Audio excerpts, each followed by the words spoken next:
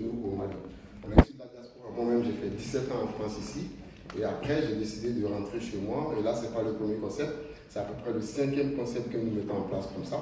Après, d'autres concepts qui ont fait la promotion de la musique, de la danse, de la comédie, de tout ce qui est emploi. Et là, ça concerne la diaspora. Donc voilà, on a des partenaires où on a par exemple l'AFD qui nous finance. On a la BIM, la Banque internationale pour le Mali. On a l'ambassade de France au Mali qui nous soutient aussi. Et donc, on a Orange Mali, effectivement. Donc, on cherche toujours des partenaires qui puissent nous accompagner dans ce projet parce qu'on a même l'accompagnement de la présidence de la République au Mali. Donc, quand on nous fait confiance, donc on ne doit pas se rater dans ce projet. Donc, on est là aujourd'hui, on a dit qu'on ne va pas rater cette journée de diaspora pour venir rencontrer d'autres personnes qui sont dans le même cas que nous, essayer de nouer des partenariats, essayer d'avoir des contacts, essayer d'avoir un réseau, essayer d'avoir des partenaires pour effectivement mettre ce projet à hauteur de souhait. Voilà, donc je vais passer M. Boudoukouré qui va vous expliquer le reste du processus. Bon, on va aller vite. En fait, la particularité de ce projet par rapport aux autres projets qu'on avait eu à monter avant, c'est qu'avant, on avait monté des projets ponctuels. On a monté un premier projet qui s'appelait Kasanga, qui faisait la promotion des nouveaux talents. On a détecté des nouveaux talents, on a fait la promotion.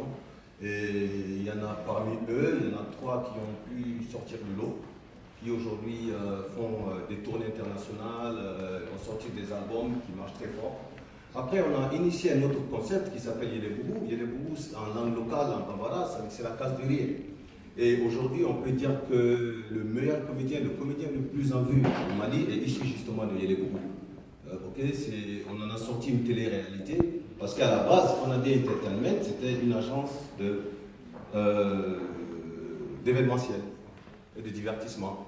Mais on avait le souci, quand on est rentré au Mali, c'est qu'on s'est rendu compte facilement qu'il y avait le même problème partout, l'emploi. Manque d'emploi, chômage, manque de financement, difficulté d'aller dans l'entrepreneuriat.